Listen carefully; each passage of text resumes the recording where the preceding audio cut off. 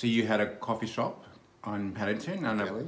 a deli, sorry, and I worked around the corner, and I used to go and get my lunch from the deli, and I used to check him out from the other side of the counter.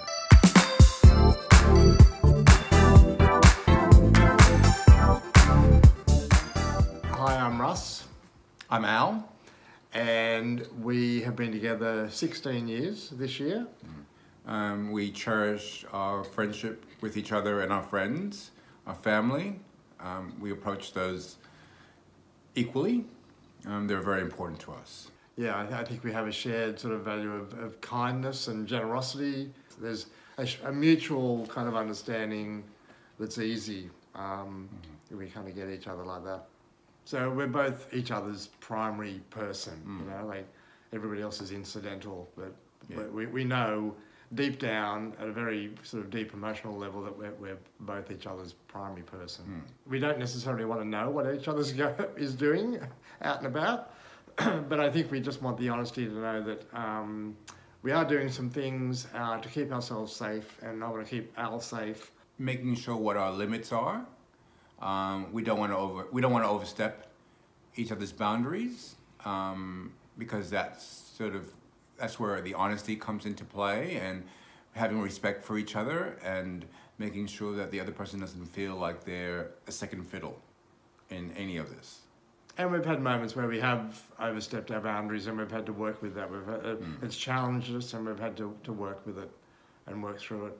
It's about honesty. It's about being as open as we can. And just having that respect for each other. You get to a point that you know that you can trust that person, and that they're going to value what's going on in your life and who you are more important than anything else that's going on with someone else. So I think it's just having that, getting to a point that you know that you are number one in that relationship and going from there. We recently had a very sick dog. It was a very emotional week for both of us because she's our fur baby. She's the one that we love the most. Yeah. Reflecting on it now, I really, we just had to support each other because we were both very emotional about this, and not realizing how much we love and care for this dog and how much this dog has affected us. And now she's lying below us underneath both our chairs, so she's back. She's back. We've both been pretty well most of the time, but I guess a heart attack for me about 8 years ago was a bit of a turning point, and then I had throat cancer the middle of last year, so it sort of wiped me out for the last sort of 6 months of last year, and we had to find again just a place of being a bit vulnerable in all of that. For me, in the long run, even though it was an incredibly difficult time, I feel like we sort of came out the other end of it, and we're sort of still coming out the other end of it better for it. It was extremely stressful. I guess it was, you know, just being supportive, you know, and just being, and taking one day at a time.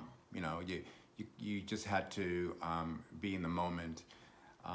We had to listen to the doctors. We had to listen to the advice we got, but most of all, we had to listen to each other and what we were saying to each other at the time, and really be present for that person. I'm aware of sort of the impact that it has, but I'm so grateful that we are strong enough, and I fully know that he's there for me all the time, in every way.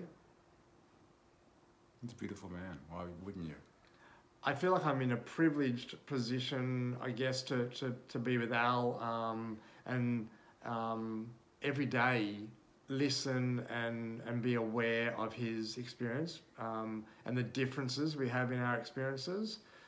I'm a white, privileged male, so my experience of walking through the world is really different to Al.